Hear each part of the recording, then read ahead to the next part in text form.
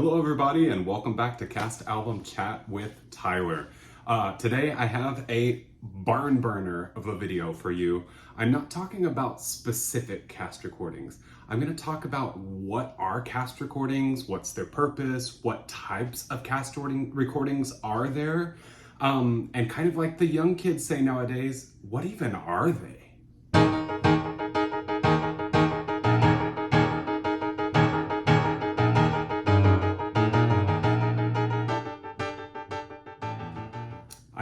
I know, today you thought I was going to be talking about cats, but it is not true. Although I may mention cats at some point in the video.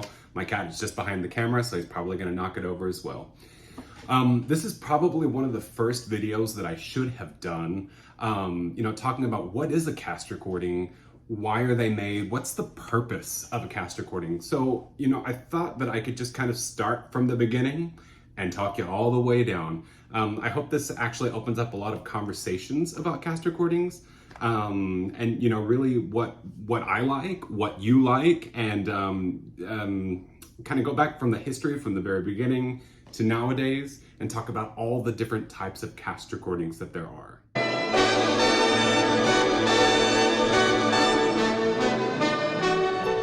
And I guess to start talking about cast recordings, we have to start talking about what is a musical. And I'm a bit of a scholar, so I took some notes here. As you can see, I've got a lot to talk about. Have not edited this video yet, as usual, but it's probably going to be pretty long. So I apologize. Skip around, see what you like, but I just need to clear blockage here, and this is the only way to do it.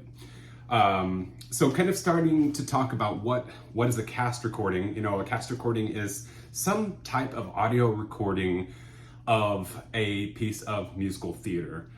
Musical theater is a very broad term, I think. As far as musicals are concerned, you could really start way back in, a lot of people say 1866 with The Black Crook. You could talk about even before, operettas, song cycles. They have a theme that runs through them or some kind of story in some way, shape, or form. But some people, they talk about Showboat as being the first musical. Some people talk about Oklahoma being the first musical, just because of its integration of score, acting, dancing. I don't know how closely I adhere to that, because if we're talking about integrated dance, you cannot tell me that a bunch of teenagers doing backflips across the stage in Newsies is integrated dance, but I'll get off my little soapbox there. So we'll just kind of talk about some of the first cast recordings and then different types of cast recordings going from there.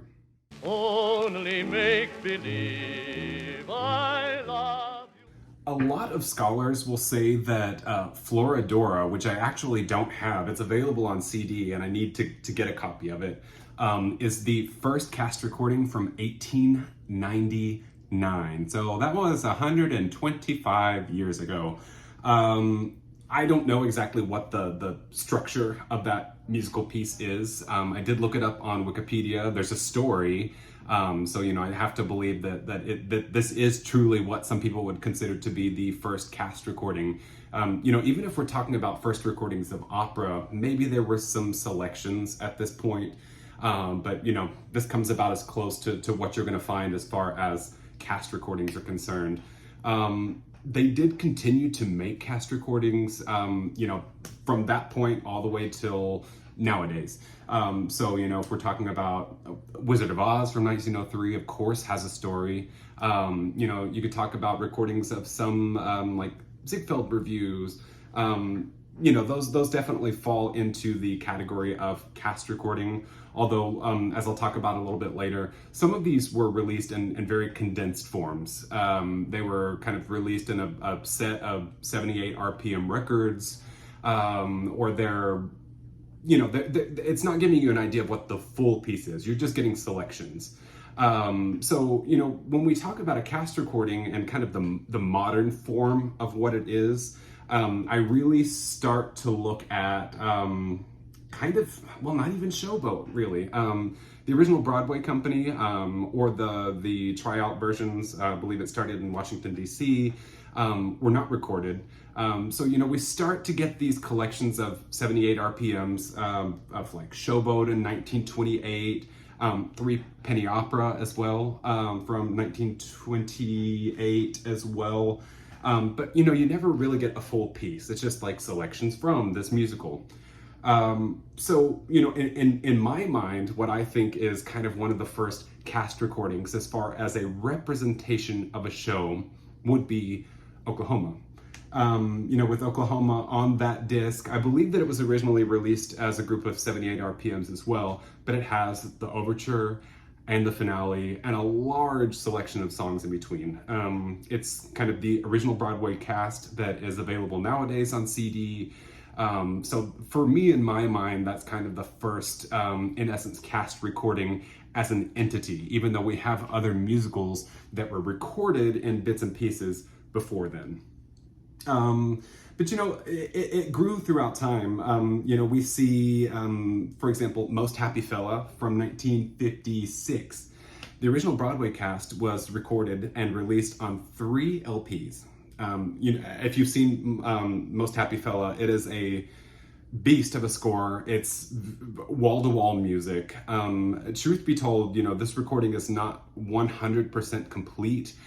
We wouldn't get that till way later on with the J recording of Most Happy Fella, but it is a big chunk of the score. And obviously the reason that it was recorded was so that we could get an idea of what the show was like in the theater with the original cast, and as a representation of a show that you're going to see.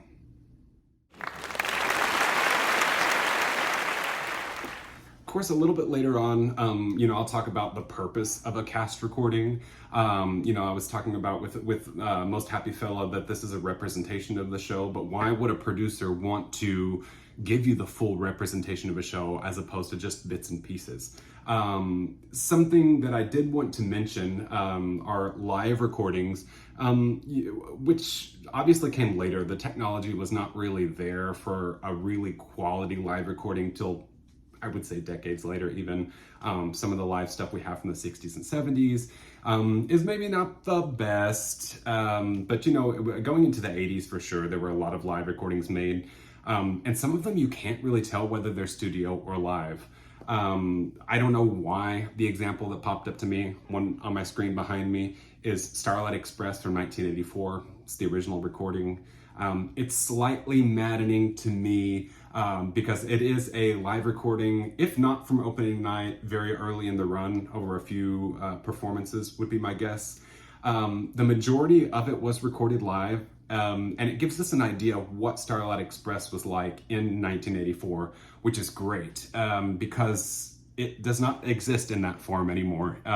It's one of those shows that has changed over time and is no longer the same thing that it was 40 years ago. Oh, that kills me. 40 years ago. So, on that recording though, we get the live recording, and then interspersed there, we have a few singles. So for sure, AC/DC, I think he whistled at me, or he'll whistle at me. I don't remember what it was called back then. Were kind of pop singles that they made for the show, and they put them in the recording. So we don't have a live recording of those numbers. But I really think that introducing the live recording was to really show, without a ton of editing, without a ton of cuts, what is this show like from wall to wall, from overture to finale, to give us a better idea, not only of the structure, but what the style was like when it was recorded. Obviously, if you've seen the Company documentary on the original Broadway cast going into the studio, there's so many variables there that change when you go into the studio. I love the polish of a studio recording, but I have to say that there's so many variables that can kind of take over, and you don't get that true essence of what it's like to see the show in the theater. Be that the conditions that the singers and orchestra are in, if your producer or sound engineer really takes the front seat and kind of changes the sound of the show. I think that live recordings are really, really great, just to show kind of what that structure is and what it sounds like in performance. Little caveat here, I know I did speak about 9 couple of years ago in a video. The original Broadway cast actually went into the studio. Actually, I don't think it was a studio. It might have been a theater. They put them on stage. They sang the whole show through, I think, 2 times. It's not a live recording, but I think this is kind of the best of both worlds, and that, you know, you get to sing through the show as you do on a regular performance, and then it's, I wouldn't say necessarily cut down. Maybe there were some parts that were cut. Obviously, it's not the complete show, but most of the score, I think, is included in the re-release version on CD. And in that way, you know, you really get that controlled studio atmosphere, but you also get the full show in pretty close to show, like a show situation that you're actually in. So that's my little caveat for live recording.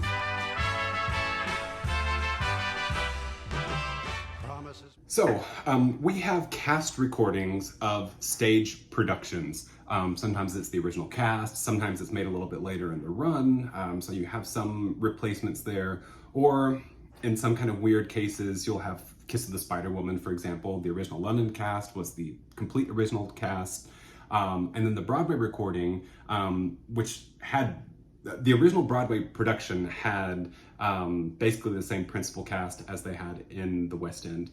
So they waited till they had their replacements, and then they brought them in to record the show. So it was essentially, it was not the original Broadway cast recording, but it was the Broadway cast recording that we have of Kiss of the Spider-Woman. You know, luckily in this case, we got to hear a lot more of the score, but that's beside the point. That's a little side trip there. What I want to talk about right now are studio cast recordings. And I know for a lot of people that is a 4-letter word. Don't let it be. I know a lot of us think of, I know when I was getting into musicals, what was available were really, really cheap, like Pickwick and I think Showtime Records. I don't know what they were. Just really condensed, highlight, cheap versions of shows. I'm not talking about those studio cast recordings.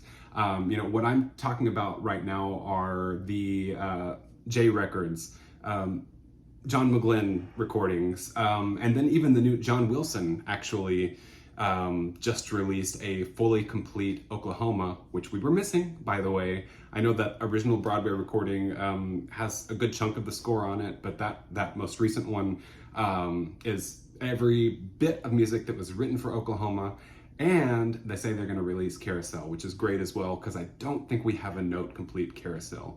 But you know, talking about these studio albums, they've had studio albums from the very beginning of cast album history. So, you know, you would have the original cast album, and then there would be some maybe budget labels that would come along and record, not always so cheaply. There were some. I know that Stage Door Records has released a few. The one that's sticking out in my mind right now is Sweet Charity. And I believe the actress that plays Sweet Charity on that recording either took over in the West End or was maybe Nikki or Helene or something like that. I can't remember. But you know, it's really great. It's a full orchestra, really great sounding cast. So it was more of a budget way for people to listen to the score or certain songs from a score without it being a real cast recording as such. But you know, the ones that really pop out to me, like I said, are the J recordings, the McGlynn recordings, and then the new John Wilson recording.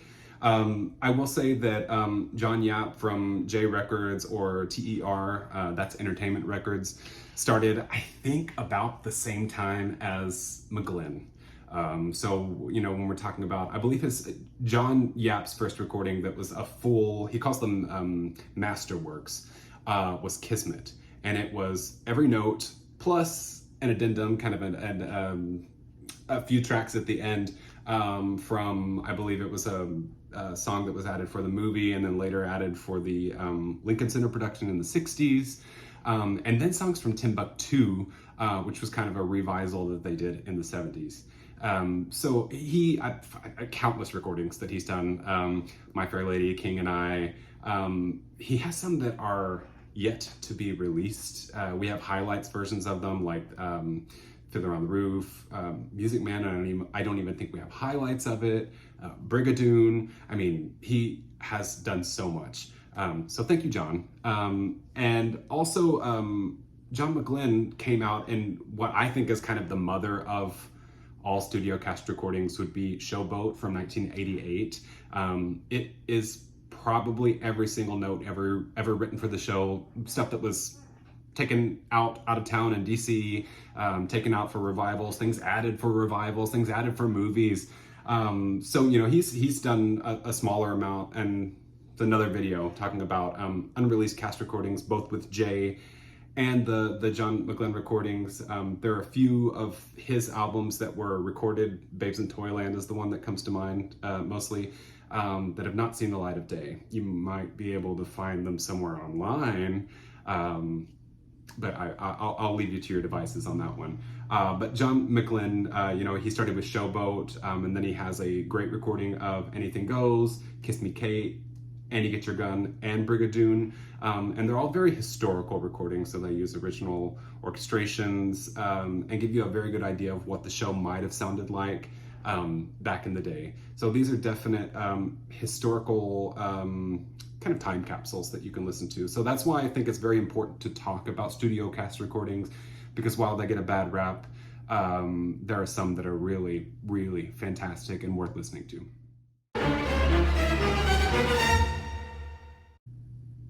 Nope.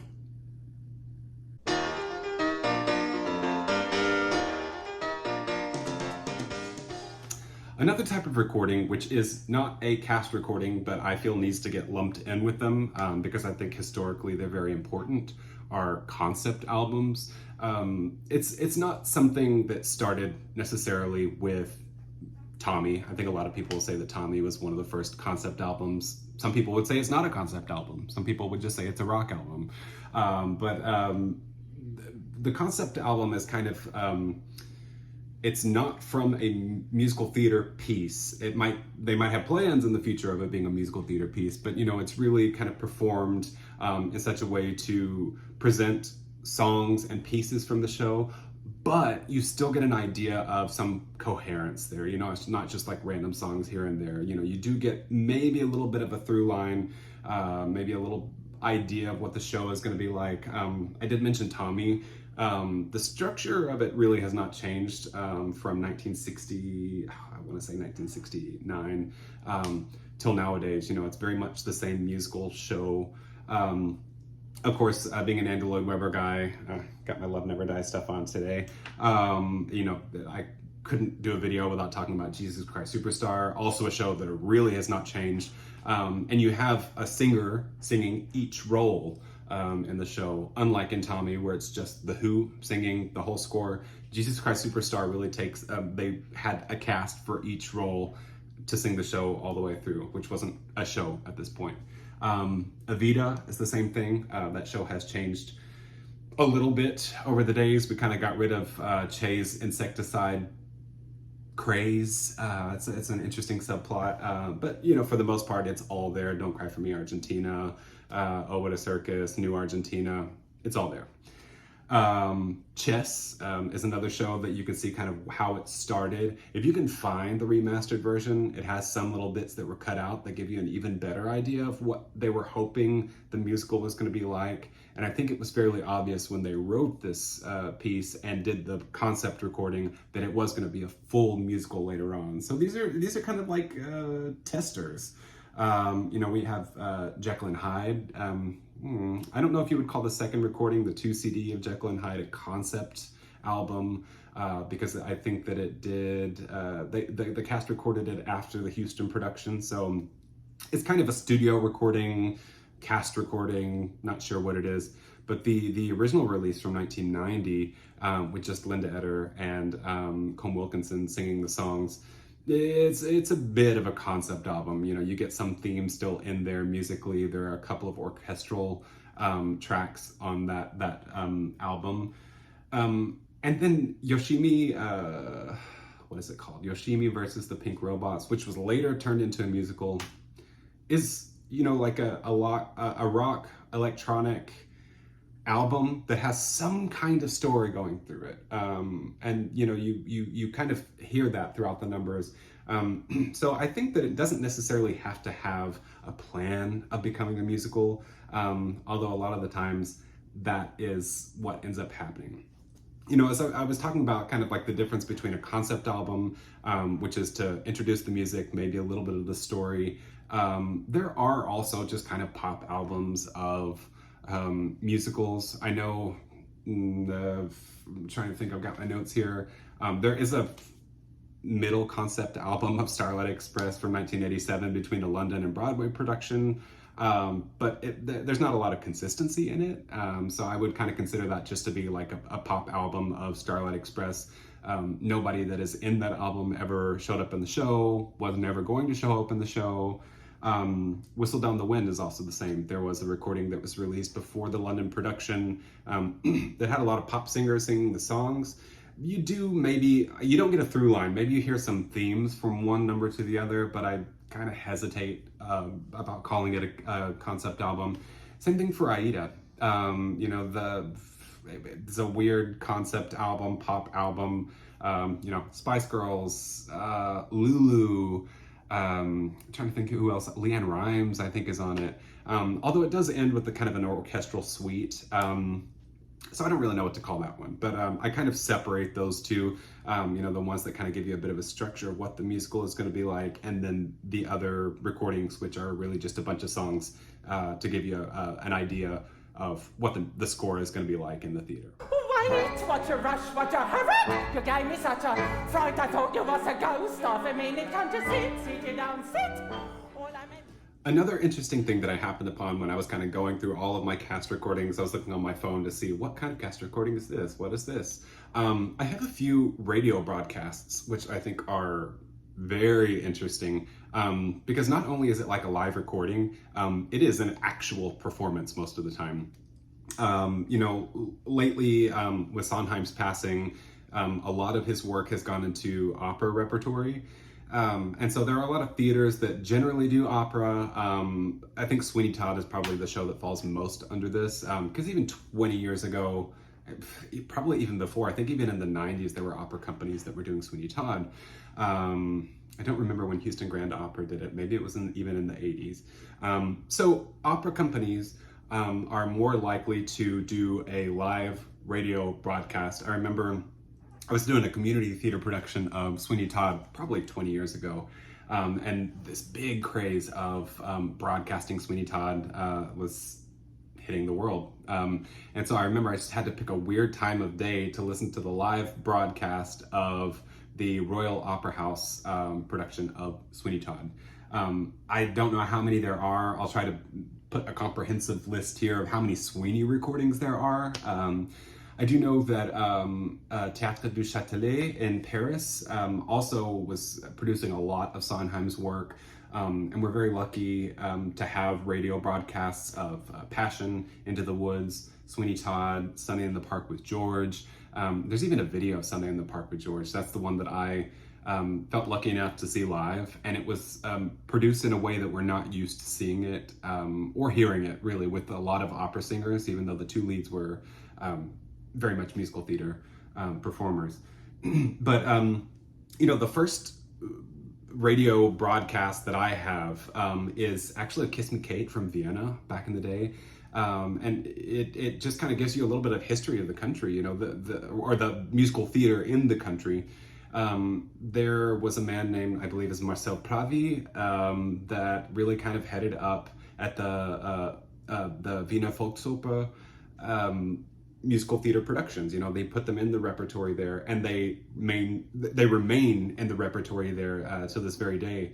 But it was really cool. I found a radio broadcast of Kiss Me Kate, and it is the whole show as it was produced at the Volksoper in Vienna. So those are definitely worth checking out for sure, just because unlike a live recording, there's not any editing that goes with it. This was a performance. This is what you get.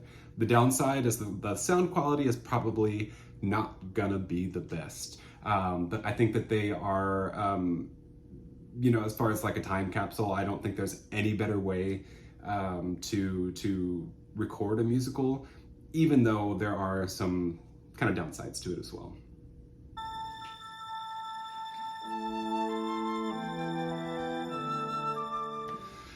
And as you'll see, I'm doing a lot of overlapping here because there's some recordings that are kind of considered to be more than one type of recording.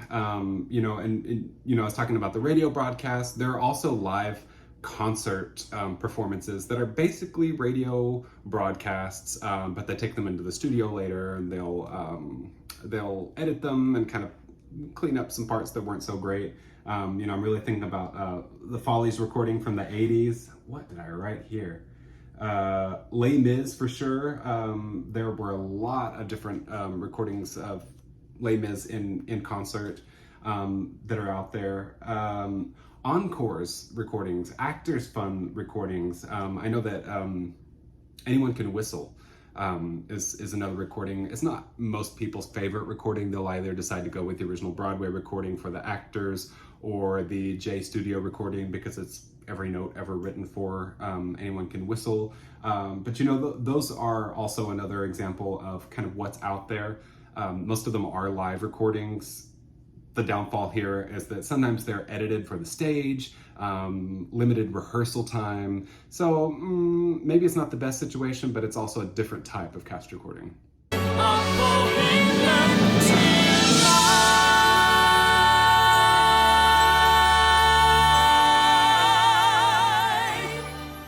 Now, I know you didn't think I was going to get through a whole recording without talking about international cast recordings. I've mentioned a few here and there maybe, but they're very near and dear to my heart. That's really how I got into this whole cast recording thing. And so, you know, when we're talking about international cast recordings, what's interesting is you can, when they go into the studio or when they do a live recording of a production overseas, you get sometimes a different team. Sometimes you get a different musical supervisor, definitely different conductor. So you hear a different side of things that is infused maybe sometimes with the culture in which the production is taking place. So, you know, I really like talking about these international recordings. They kind of started from the beginning. They've always been there. You know, sometimes they were studio recordings that were translated. But as I've spoken about in other videos, you know, My Fair Lady from the very beginning, the Mexican cast recording, and then, you know, Germany really jumped into the game in the 60s and has really stayed there. They're one of the heavy hitters in the world of musical theater. And also because of that, they're heavy hitters in the world of cast recordings.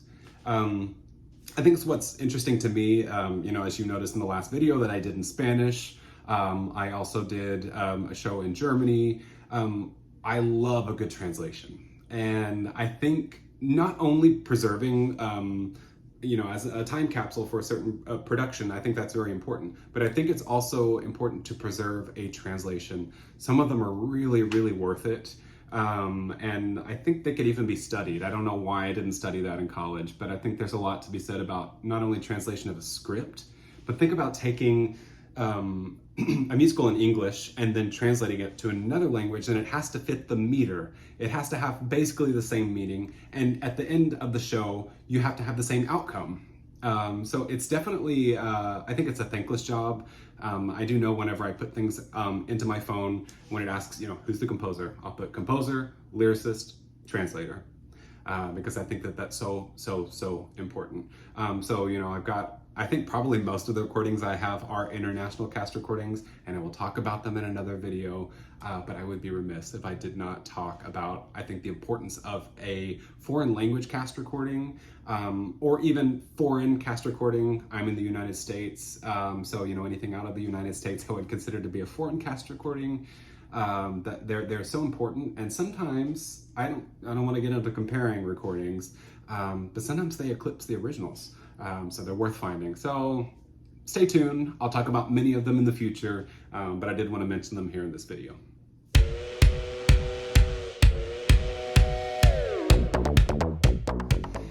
And finally, I did want to talk about one last type of cast recording, which are like promos and singles.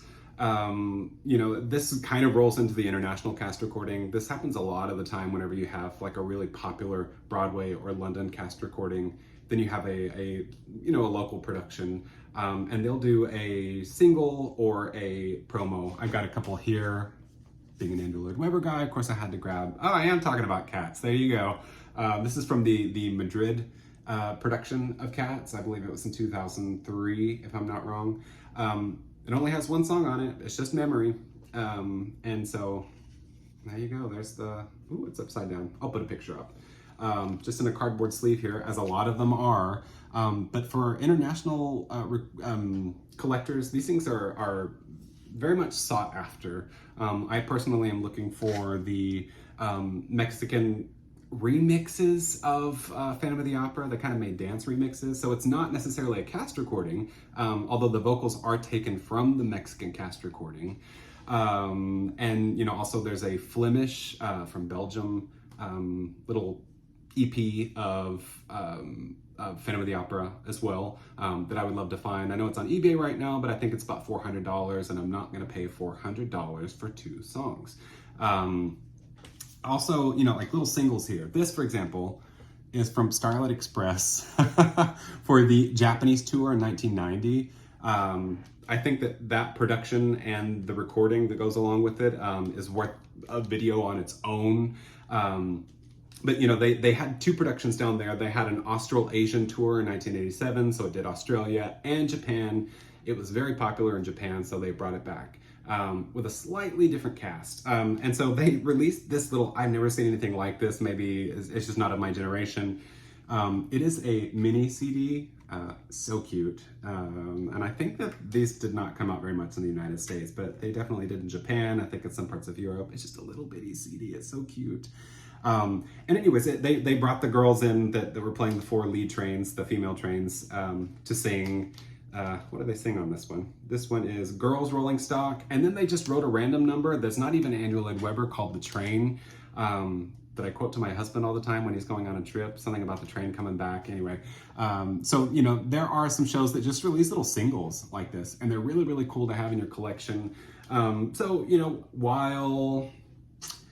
how would I put it? While this is not really a great representation of what the show might have been like on stage, it is some kind of record of the singers or a moment in time when this production was being done, so that you have an idea of kind of what it sounds like. It is related to a production, both this one and this promotional single. So, promotional recordings, single recordings, I think are also very important when talking about all types of cast recordings.